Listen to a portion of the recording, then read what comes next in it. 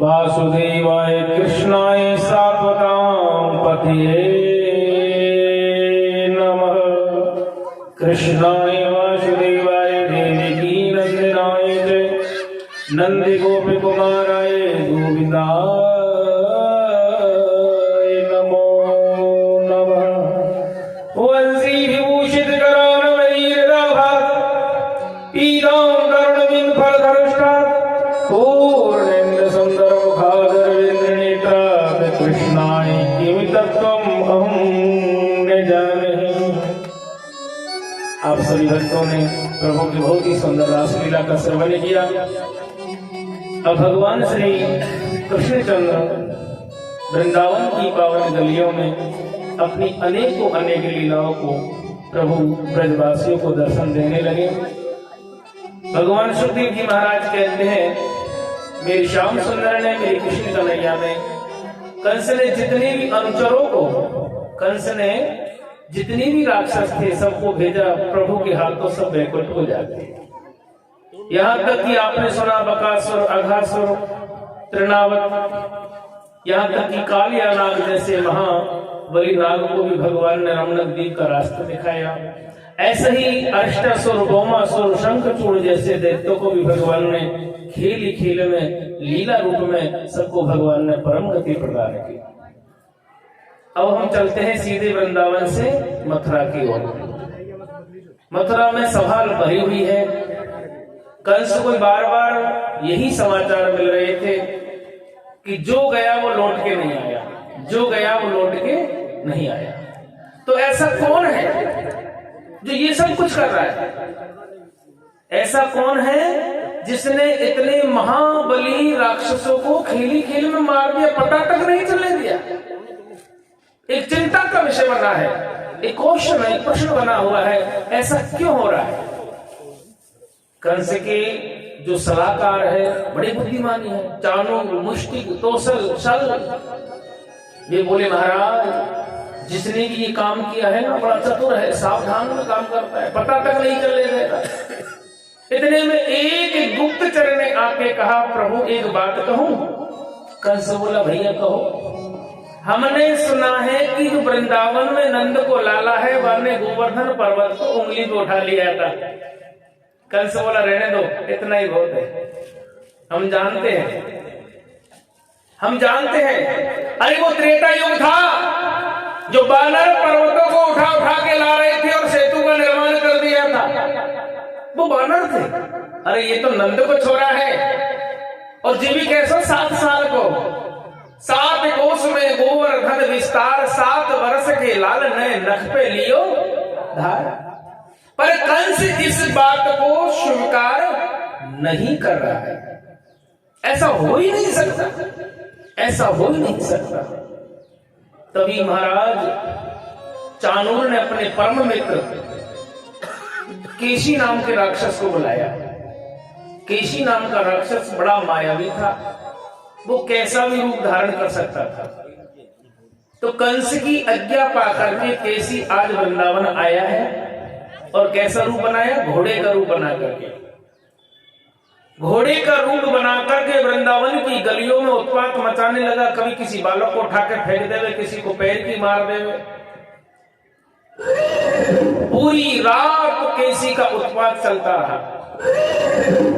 सुबह होते ही भगवान श्री कृष्ण को पता चला कि हमारे वृंदावन में एक ऐसा विचित्र घोड़ा आया है जो चीख कार मारते हुए कभी तो बालक को पकड़ लेता है, कभी किसी को पैर की मार देता है। मेरी श्याम सुंदर अपनी नटखट लीला को प्रदर्शन करने के लिए राजमार्ग में आ गए, रास्ते में आ गए, कमर में फटका बांध लिया, बंसरी लगाई ली। अब होता क्या है, रास्ते में खड़े हो गए। सामने से केशी नाम का जो है राक्षस घोड़े का रूप बनाकर भगवान की ओर मारने को दौड़ा। भगवान यमुना की ओर दौड़ने लगे। यमुना के किनारे जाके प्रभु खड़े हो गए। केशी ने अपना मुंह खोला, मुंह खोलकर भगवान को खाने के लिए दौड़ा। मेरी श्याम सुंदर ने खेली खेल में अपने दाहिने हाथ को उसके मुंह में दे दिया। उसकी जिह्वा को पकड़ के जैसे ही खींचा है, केशी के प्राण निकल जाते हैं। ब्रजवासियों को तो मेरी श्याम सुंदर छोटे से बाल रूप में दिखाई दे रहे थे, पर केसी को ऐसा लग रहा था जैसे पर्वत आकार में कोई उसके सामने खड़ा हुआ है।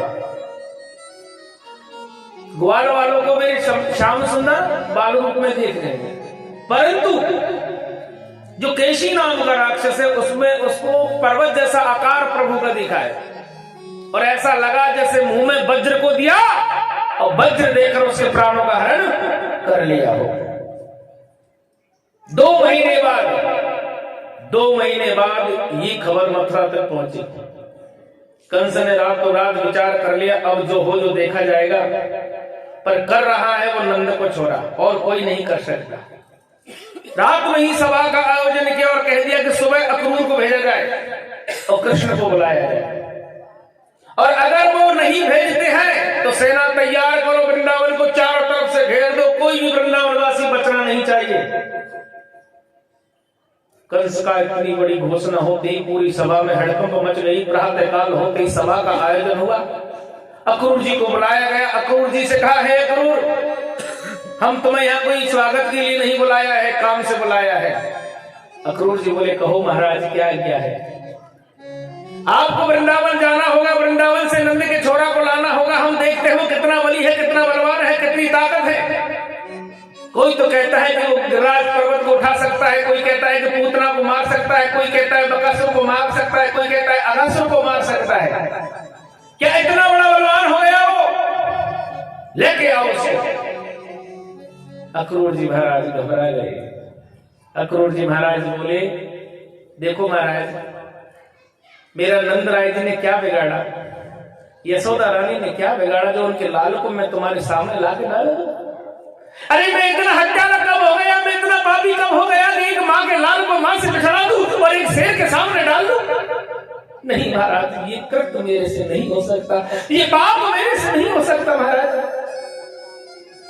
कंस बोला, मैं तुझे समझाने के लिए बुलाया, तो उल्टा हमें ज्ञान दे रहा है। हे सेनापति, जाओ और वसुदेव की गर्दन को काटो। जैसे ही देवी की वसुदेव को मारने की धमकी लगती है, अक्रूर जी घबरा गए।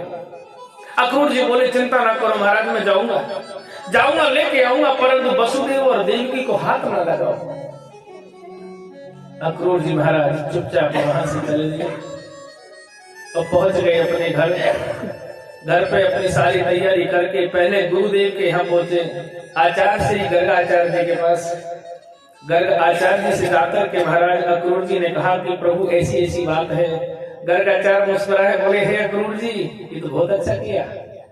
अंतकाले च माम एवं ईश्वरम मुक्ति करे वरम, निश्चय ही अब वो समय आ गया है कि तारनहार मथुरा आए और इस कंस के अत्याचार से हमें मुक्त कर जावे।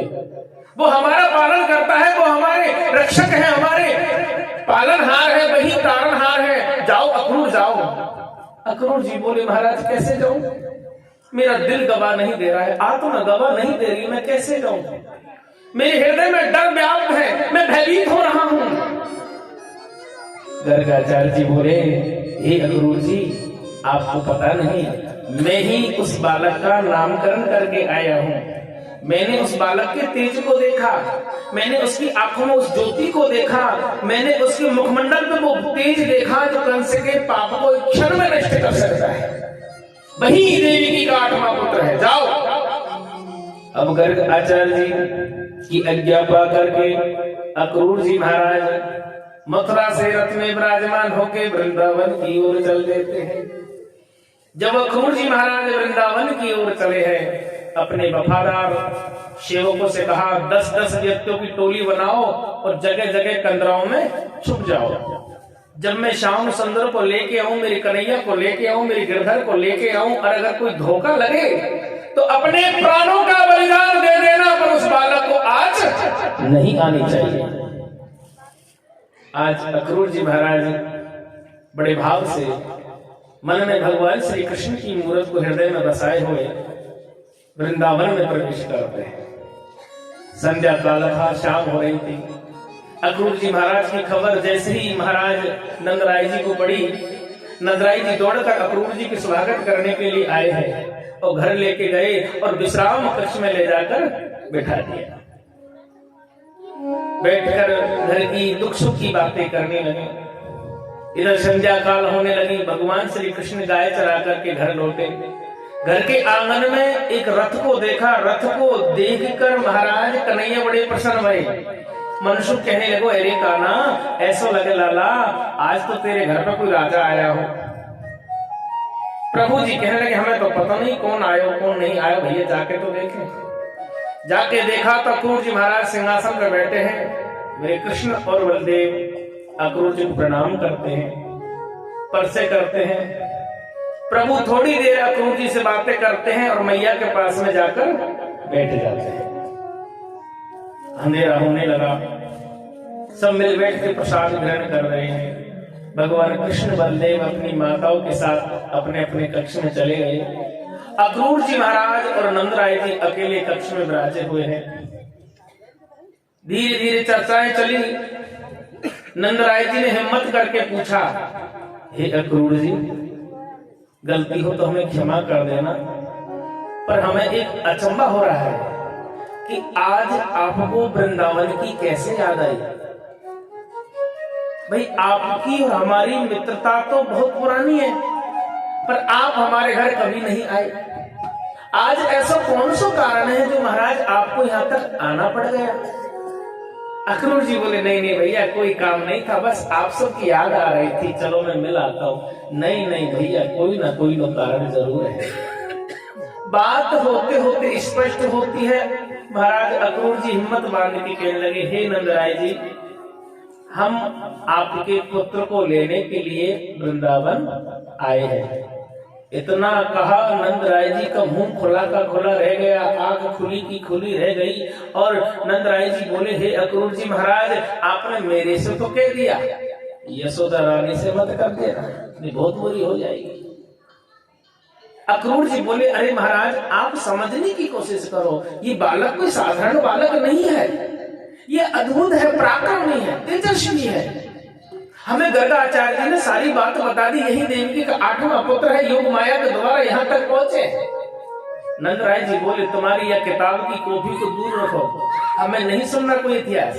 ये कन्हैया हमारा है, हमारा है, हमारा और हमारा ही रहेगा। अक्रूर जी महाराज समझाते रहे, समझाते रहे, समझाते रहे। अंत में एक शब्द मुंह से निकला कि महाराज ये बताइए कि माता यशोदा रानी कितने दिन गर्भवती रही? भाई बालक का जन्म होता है तो माँ को गर्भवती होना पड़ता है कि नहीं होना पड़ता?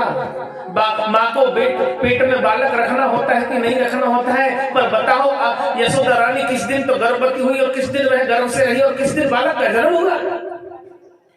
आपको पता है, संतों ने कहा था कि आशीर्वाद से पुत्र की प्राप्ति होगी, ये नहीं कहा कि तुम्हारी पत्नी के गर्भ से प्राप्ति होगी। बात तो सब सत्य थी, नंदराय जी स्वीकार भी कर रहे थे, पर इतने में यशोदा रानी की आंखें खुल गई और उनकी चर्चा यशोदा रानी के कानों तक पहुंच गई। मेरे भाई बहनों, यशोदा रानी क्रोध करके अपने कक्ष से निकली, आ जाती है सीधी विश्राम कक्ष में। अक्रूर से बोली, खबरदार जो मेरे बालक के बारे में एक शब्द कह दिया, ये मेरा बेटा है, मेरा बेटा है, मेरा बेटा ही रहेगा। कौन कहता है कि ये देवकी का पुत्र है? कौन कहता है कि वसुदेव का पुत्र है?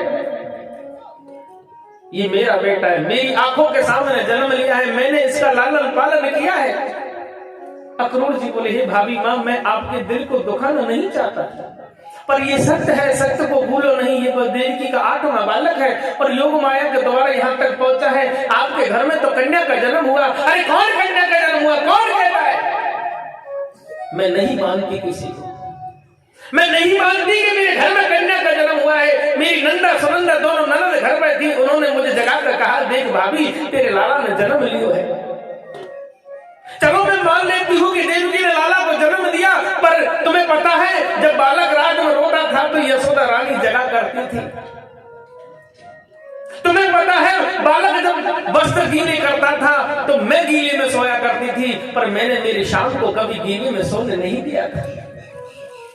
जब ये भूख के लिए दूध मांगता था, खाने के लिए माखन मांगता था, तो मैं अपने ग्रास को छोड़ करके मैं अपने लाला का लालन पालन करने में लग जाती थी। एक दिन हट करता तो पूरे दिन इसके पीछे पीछे घूमती रहती। मैं खाने का ध्यान नहीं, पीने का ध्यान नहीं, पहनने का ध्यान नहीं, और तुम कहते कि मेरा बेटा नहीं। आज माँ के उस अनुपम प्रेम को देखकर अक्रूर जी महाराज घबरा रहे हैं और यशोदा रानी को समझाने का प्रयास कर रहे हैं। नंदराय जी सब समझ रहे थे, परंतु यशोदा रानी को कैसे समझ आए।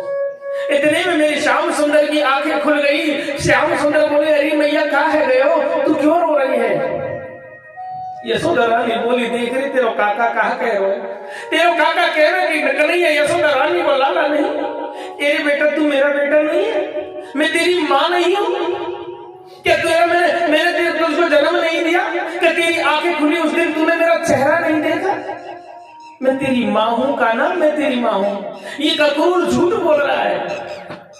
कन्हैया कहने लगे, मैया तू इसकी बातों में क्यों आ रही है? तू मेरी माँ है और मेरी माँ रहेगी रहेगी रहेगी। चाहे दुनिया कुछ भी कहे, पर संसार में सारा जगत यही कहेगा कि नंद का लाल, यशोदा का लाला। देवी जी को कोई याद नहीं करेगा माँ? आज मेरी श्याम सुंदर के इस वचन को सुनकर माँ का हृदय प्रसन्नता से प्रफुल्लित हो गया और मेरी श्याम सुंदर को सीने से लगा लेती है यशोदा। अक्रूर जी महाराज ने अनुनय विनय किया, कन्हैया से निवेदन किया, हे मेरे ठाकुर, आपके बिना सब कुछ अधूरा है, उस आकाशवाणी को याद करो। उस माँ ने कहा था कि देवी का 8वां पुत्र ही कंस का काल होगा, तो घड़ी आ गई महाराज, आप कुछ कीजिए, मैया को समझाइए। कन्हैया बोले धैर्य रखो, मैं समझाता हूँ। प्रभु ने माता से कहा, हेरी मैया, सबके बच्चे शहर जाते हैं, बाजार जाते हैं, सामान खरीद के लाते हैं। हमने जब से जन्म लिया है, हम तेरी गोद के सिवा कोई चीज देखी नहीं। मैया, मेरा मन कहे कि मैं मथुरा जाऊं और बाजार से कुछ खरीद के लाऊं। मैया बोली, लाला मैं तो अकेले नहीं जाने दूंगी, मैं जानती हूँ वो कंस बहुत दुष्ट है, बहुत पापी है, तेरे साथ धोखा हो जाएगा, वो दुष्ट किसी का सगा नहीं है। कन्हैया बोले, अरे मैया मैं अकेला थोड़ी जाऊंगा, दाऊ भैया को लेके जाऊंगा, और दाऊ भैया समझ आएंगे, मुझे डर किस चीज का। अब यशोदा रानी हाथों कर रही है पर आत्मा अंदर से नहीं कह रही। कन्हैया दौड़ के नए कपड़े पहन लिए, तैयार हो गए, बलदेव जी तैयार हो गए। वृंदावन वासियों को पता चला, पूरा वृंदावन टूट पड़ा, ग्वाल बाल सब नंद के भवन में आके इकट्ठे हो गए और अक्रूर के रथ को चारों तरफ से घेर लेते हैं। नहीं जाने देंगे, नहीं जाने देंगे, नहीं जाने देंगे। आज मेरे कन्हैया सबको समझाते हुए रथ में विराजमान है गए, परंतु यशोदा रानी घर के दरवाजे को पकड़कर रो रही है। नंदराय जी अपने चेहरे को छुपाकर रो रहे हैं, कहीं कोई उसके आंसू को ना देखे। यशोदा रानी अपने आंसू को रोक के इसलिए खड़ी है, कहीं मेरा लाला दुखी ना हो जावे, मेरा कन्हैया कहीं ये दुखी ना करे, मन में ऐसा ना सोचे कि मेरी मैया मुझे बाजार नहीं जाने दे। यशोदा रानी अपने मुंह को छुपा छुपा कर अपने आंसू को छुपाने की कोशिश कर रही है। मेरी श्याम सुंदर रथ से नीचे उतर आए, नीचे उतर के मैया से बोले, अरे मैया तू रो क्यों रही है? मैं तो छोड़ के नहीं जा रहा हूँ मैया, मैं कहीं नहीं जाऊंगा, मैं तेरे पास रहूंगा, तेरा हूँ, तेरा हूँ। मैया झट से अपने लाला को सीने से लगा लेती है। नंदराय जी को समझाने के लिए मेरे श्याम सुंदर आगे बढ़े, नंदराय जी को भी प्रभु ने सीने से लगा लिया। ऐसा लग रहा है जैसे हजारों वर्षों के बिछड़े हुए आज मिल रहे हैं। नंदराय जी अपने आप को रोक नहीं पा रहे। मेरे कन्हैया मैया के हाथ पकड़ के कहने लगे, हे माँ तू रो नहीं माँ, मैं बहुत जल्दी लौट के आऊंगा। भूखा न लेती है मैया से विदाई की, मैया मुझे याद रखना। कृष्ण लेते हैं मैया से विदाई की, मैया हमें याद रखना।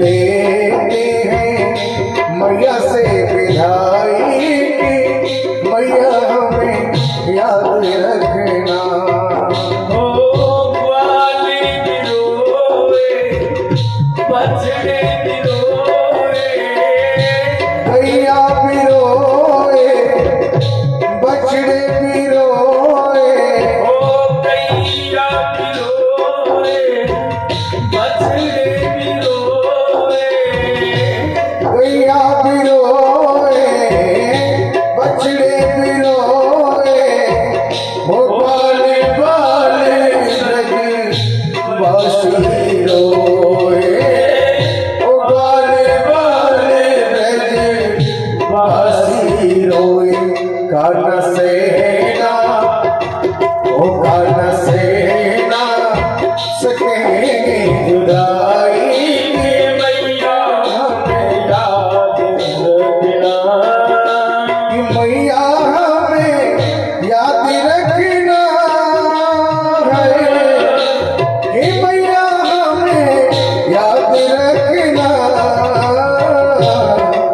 कृष्ण लेते हैं मैया से विदाई के मैया हमें याद। श्यामा यशोदा रानी दौड़ करके रथ के सामने खड़ी हो गई, नहीं जाने दूंगी। इतने में गोपिका आ गई और अक्रूर जी का हाथ पकड़ लेती है। ग्वाल वाल आकर के रथ के पहियों से लिपट गए। नहीं जाने देंगे श्याम, हम तुझे नहीं जाने देंगे, हम तेरी तरह नहीं जी पाएंगे प्यारे। जैसे एक मछली तालाब में जीवित रहती है, ऐसे आज मेरे कन्हैया के साथ जो वृंदावन वासी है वो एक तालाब की भांति एक मछली में निवास है। आज अगर ये पानी सूख गया, यमुना का जल सूख गया, तो ये मछली ये जीव कहाँ रहेंगे? हे कान्हा, आप ही मेरे प्राण हो, आप ही मेरे धन हो, मेरा सब कुछ आप हो मेरे श्याम।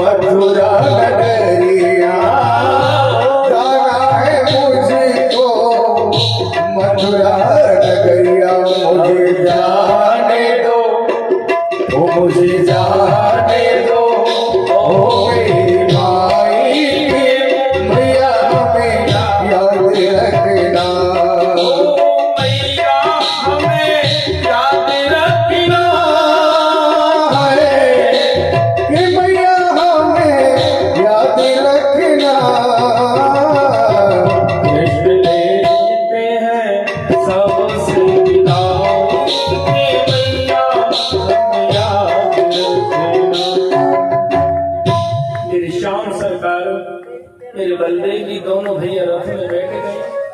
ग्वाल बाल रोते रहे, मैया देखती रही, बाबा देखते रहे। प्रभु रथ में बैठकर अक्रूर जी के साथ वृंदावन से विदाई ले रहे थे। नंदराय जी ने पीछे से कहा, भैया जल्दी जल्दी गाड़ियों को तैयार करो, हम सबको कन्हैया के साथ चलना है। हमें किसी का विश्वास नहीं, अक्रूर का विश्वास नहीं कि हमारे लाला के साथ कोई धोखा हो जाए। सभी गोप ग्वाले जिसके घर में लाठी थी, भाला था, कुलाड़ी थी, सब अपने अपने हथियार हाथ में लेकर अपनी अपनी गाड़ियों में बैठ रहे हैं। आज में कन्हैया जी रथ, अक्रूर जी सीधे वृंदावन से बाहर आ गए और यमुना के किनारे किनारे रथ चलने लगा। अचानक रथ के पहिए थम गए, रथ रुक गया। कन्हैया ने पूछा, अरे काका काहे गए हो, कैसे रथ रोक दियो? अरे लाला देखो, ये ब्रजबालाएं रास्ते में सो रही है, ये ब्रजबालाएं रास्ते में सो रही है, मैं कैसे रथ को आगे बढ़ाऊं? ललिता, विशाखा, चंद्र सखी और राधा रानी बीच मार्ग में सोती नजर आई। मेरे ठाकुर रथ से नीचे उतरे, राधा रानी से बोले, हे राधे क्या कर रही हो आप हमारा रास्ता रोक रही हो? राधे कहने लगा, प्रभु मैंने कहाँ रोका रास्ता? अरे मैंने तो आज तक आपसे कुछ शिकायत ही नहीं की। आप कहाँ जा रहे हो, कहाँ रहते हो, क्या करते हो? मैंने तो कभी तुमसे कुछ कहा ही नहीं।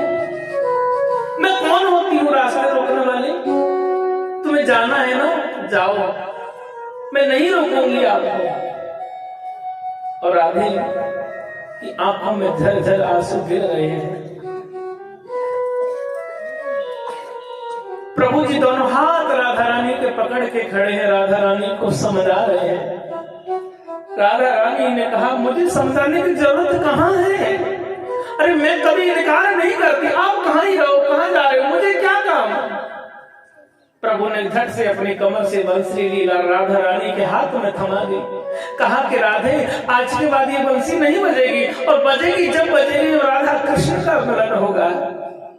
राधा रानी मेरी शाम की बंसुरी को हृदय से लगा लेती है और दूर खड़ी देखती रहती है। ललिता, विशाखा, चंद्रावल सभी खड़ी है और कहने लगी, हे अक्रूर, तू अक्रूर नहीं, तेरी मैया ने तेरा नाम क्रूर क्यों नहीं रखा? तू निर्दयी है। अरे तू तो ऐसा पापी है कि तूने हम जीते ही मार दिए। अरे जिस घर में इंसान नहीं रहे उस घर का क्या महत्व है, जिस तालाब में पानी नहीं उस तालाब का क्या महत्व है, जिस नदी में पानी नहीं बहता उस नदी का क्या महत्व है। अगर मेरी श्याम ब्रज में नहीं रहेंगे, वृंदावन नहीं रहेंगे, तो इस वृंदावन का क्या महत्व है। आज मेरी श्याम सुंदर ललिता विशाखा चंद्रवल सबको समझाते, सबको एक तरफ खड़ा करके ढेर करा रहे हैं और भगवान सबको समझा बुझा कर रथ में बैठ गए। इतने में राधा रानी पीछे से पुकारने लगी,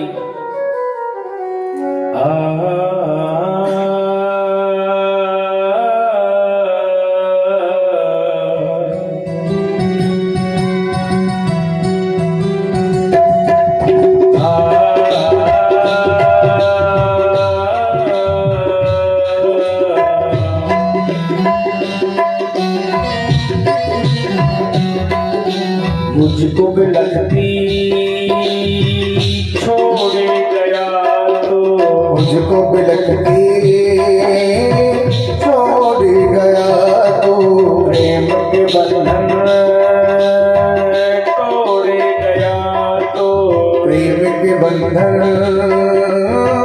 तोड़ गया तो, मुझको बिलखती छोड़े गया तो, प्रेम के बंधन तोड़ गया तो, गोकुल के राजा जल्दी से आजा, गोकुल के राजा जल्दी से आजा, तेरे नगर मोहन प्यारे, कब आएगा सवरिया प्यारे, अब आएगा मुरलिया वाले, कब आएगा मुरलिया वाले, कब आएगा सवरिया प्यारे, आएगा मुरलिया वाले, अब आएगा सवरिया प्यारे, कब आएगा मुरलिया वाले, कब आएगा सवरिया प्यारे, राधा प्यारी तुझको पुकारे, तेरी राधा प्यारी तुझको पुकारे, कब आएगा मुरलिया वाले, कब आएगा सवरिया प्यारे,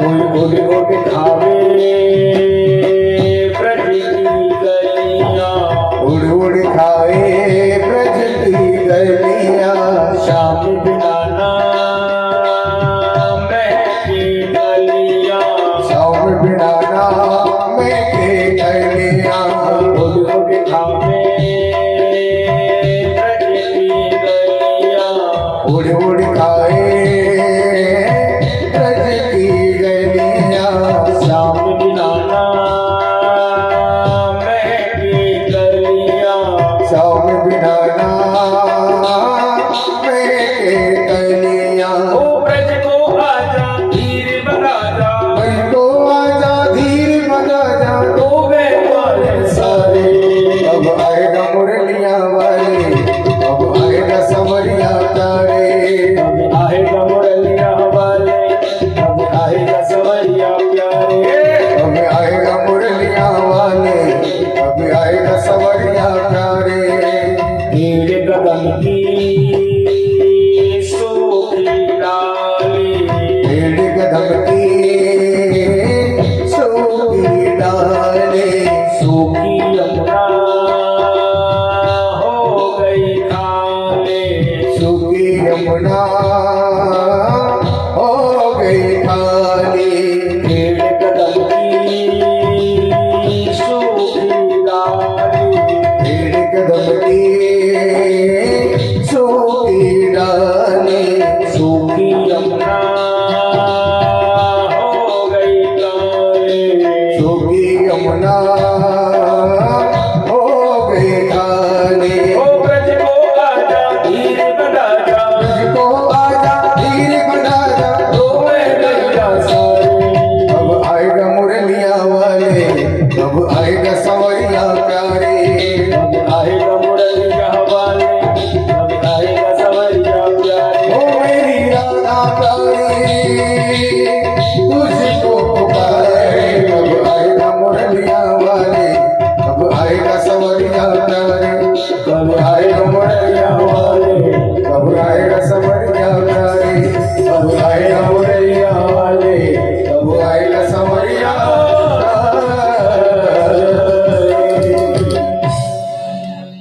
प्रभु का रथ आगे बढ़ गया।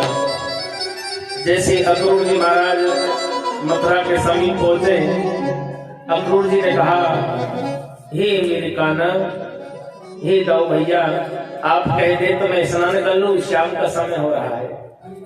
रथ रोक दिया गया, यमुना के किनारे रथ खड़ा है। अक्रूर जी महाराज स्नान करने के लिए यमुना में प्रवेश करते हैं। पहली डुबकी ली तो कुछ नहीं, जैसे ही दूसरी डुबकी मारने लगे, देखा कि मेरी श्याम सुंदर और दाऊ भैया दोनों भाई अंदर यमुना में बैठे नजर आए। अचंभा हो गया, मैंने तो अभी रथ में देखा, भीतर कहां से? बाहर आ गए, बाहर आके देखने लगे। बाहर आकर के देखने लगे, मेरी श्याम सुंदर तो रथ में बैठे ही नजर आए।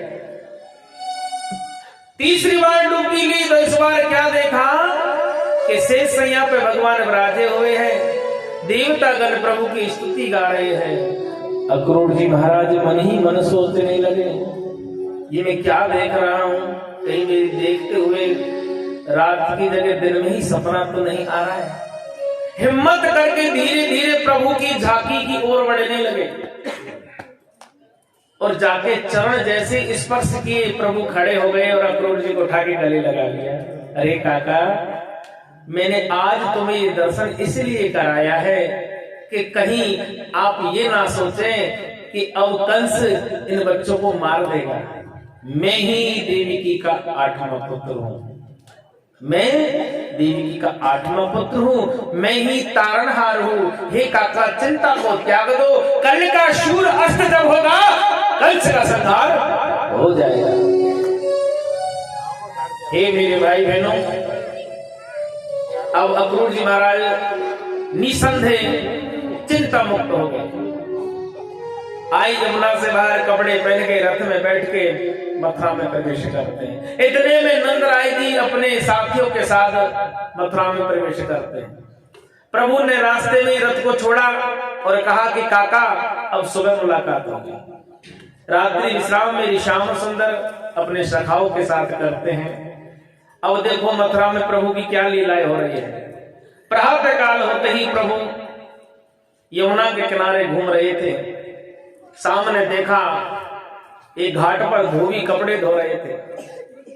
मनसुख ने कही, अरे कान्हा, देख लाला, हमने जीवन में फटी धोती फटो गमछा पहनो है, आज अच्छे अच्छे कपड़े दिखाई दे रहे, अगर इनमें से एक दो मिल जावे तो जीवन बन जावे। प्रभु बोले, चलो भैया। धोबियों के पास पहुंचे, कहले, भैया इतने सारे कपड़े किसके? हमारे महाराज के। इसको देते नहीं? नहीं नहीं नहीं, किसी को नहीं दिए जाते। क्यों भैया? एक आदमी और कपड़ा 100, इतने का करेगो, एक तो दे ही दे। जब बात की बात होने लगी, इतने में एक धोबी ने कहा, अरे ये कौन है, पता है तुम्हें? इनके ऊपर तो कंस महाराज ने इनाम घोषणा कर रखी, जो मार देगा उसको इनाम मिलेगी। हे मेरे भाई बहनों, रजक नाम का धोबी हाथ में मुद्द करने के भगवान को मारने को दौड़ा। प्रभु कहने लगे, अरे दाऊ भैया, ये कैसा समय आ गए हो? हम तो बात कर रहे हैं और सामने वाला मारने को आ रहा है। अब हे मेरे भाई बहनों, ठाकुर की लीला जब से निराली है। मेरे कन्हैया ने दोनों हाथ पकड़ लिए और जैसे धोबी कपड़ों को उछाल उछाल के धोता है, जैसे ही धोबी को उछाल के पटकेगा, वैसे उसके प्राण चले जाए। अब भैया कपड़े मिल गए, सबने अपने अपने मनपसंद कपड़े ले लिए, आगे बढ़े। मनसुख ने तो कपड़ा पहन ही लियो, जिनमें मोड़ो ना दिखे, हाथ ना दिखे, पैर ना दिखे, पेट ना दिखे, कहे भैया गमछा में छुप गए हो। अरे लाला, कपड़ा खोले नहीं, कुत्ते फाड़ खाएंगे। बिजू का बन गया भैया, लंबे लंबे हाथ है, कपड़ा नहीं।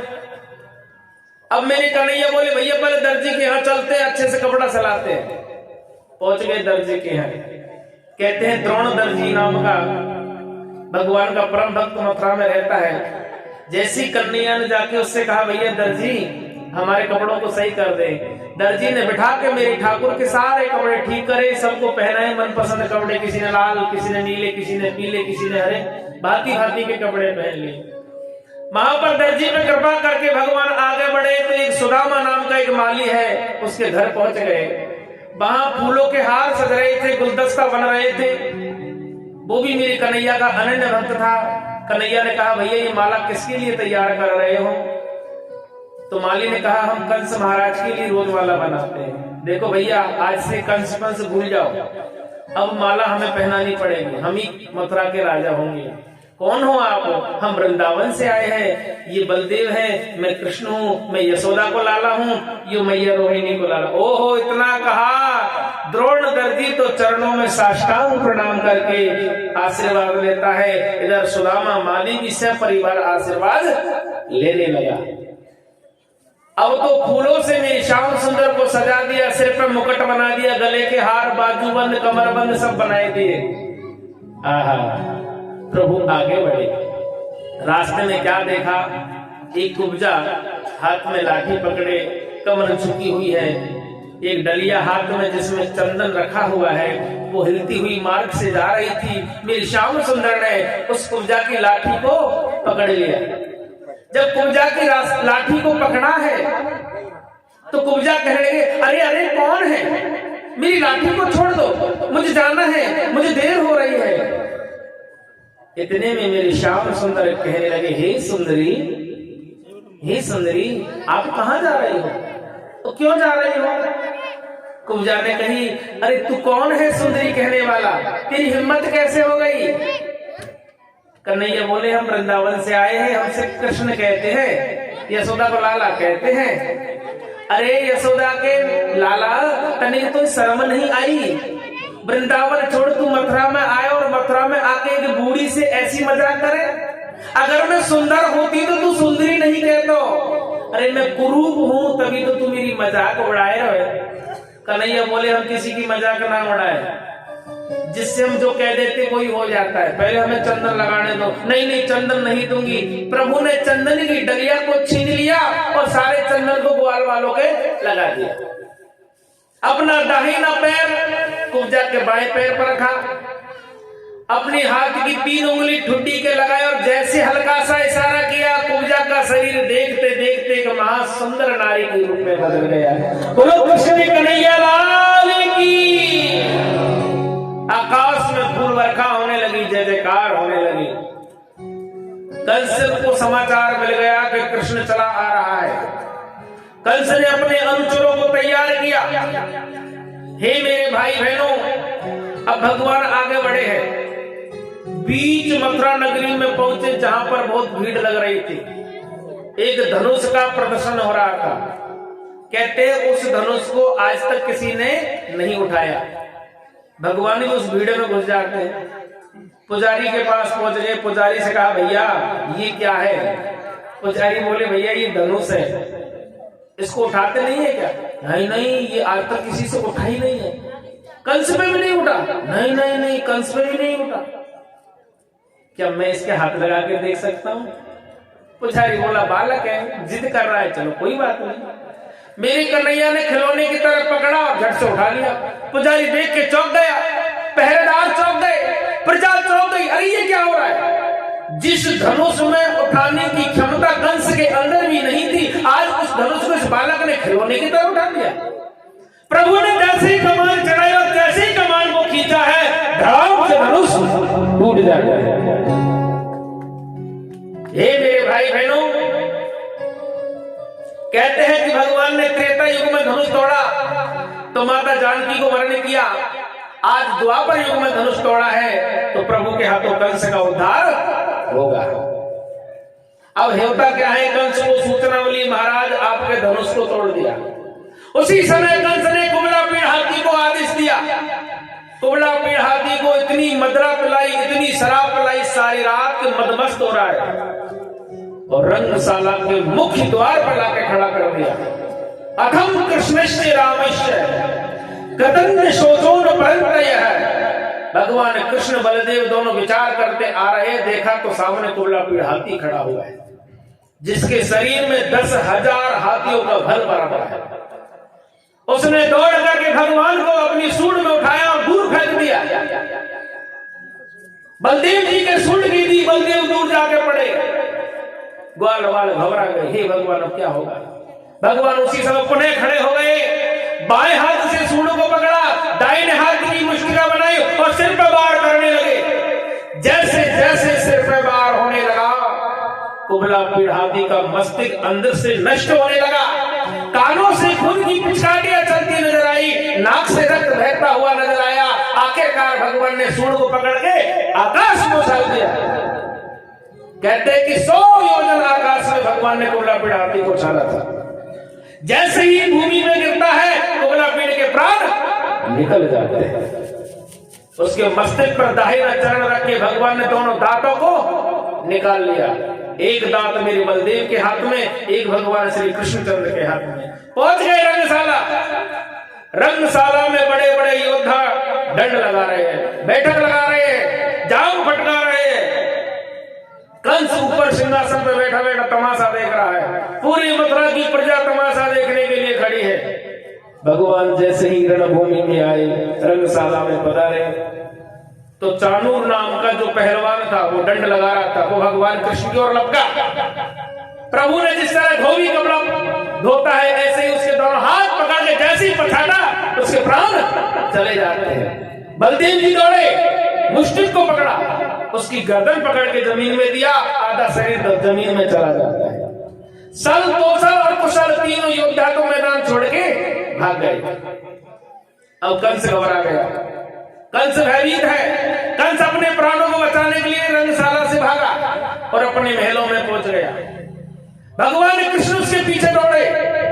अब कंस जहां नजर उठा के देखे, वहीं मेरी कन्हैया नजर आवे, जहीं मेरे श्याम सुंदर नजर आवे। कंस ने हाथ में गदा उठा ली है। कभी इधर प्रतिबिंब दिखे, उधर गदा मारे, सामने दिखे सामने मारे, इधर दिखे इधर मारे। जहां जहां कंस को भगवान का प्रतिबिंब दिखता है, वहीं प्रहार करते हैं। आखिरकार घबराकर कंस गिर जाता है। भगवान ने उसी समय लीला प्रारंभ की और दौड़कर सीने पर बैठ गए। दोनों हाथों में पूरी पृथ्वी का भार धारण करके जैसे ही सीने पे मुष्टिका का प्रहार किया, वैसे ही कंस के प्राणों का हरण कर लेते। बोलो कृष्णचंद्र भगवान की जय। आकाश में फूल वर्षा होने लगी, जय जयकार होने लगी, दुदुभिया बजने लगी, शंखनाद होने लगे। पर मेरी श्याम सुंदर का क्रोध शांत नहीं हो रहा है। भाई बहनों, जिस तरह एक सिंह अपने शिकार को करता है, शिकार को अपने जबड़े में पकड़ करके जंगल की कंदराओं में घसीटता रहता है, ऐसी आज मेरी श्याम सुंदर कंस की चोटी को पकड़ करके रंगशाला में लाकर घसीटने लगे। बलदेव जी ने मेरे प्रभु का क्रोध शांत किया। कुछ क्षण के लिए यमुना के किनारे ले गए, जहां पे भगवान ने बैठ के विश्राम किया।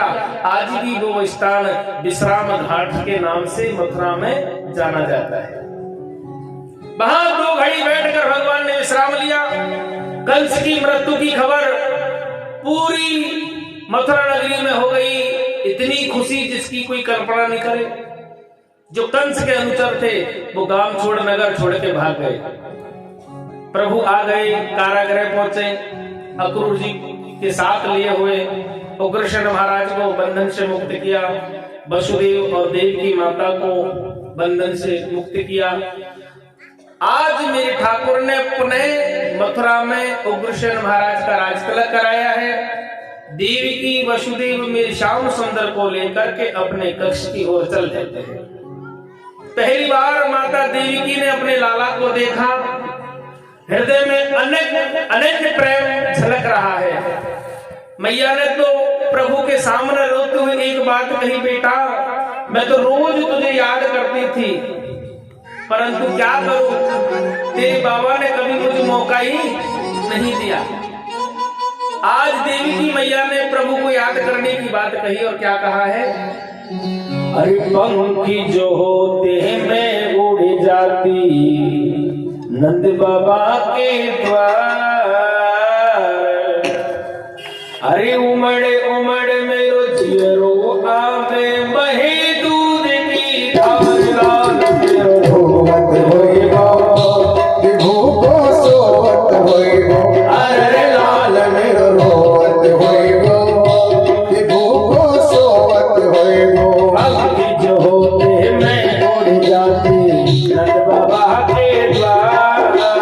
पंखी जो होते मैं उड़ जाती नंद बाबा के द्वार।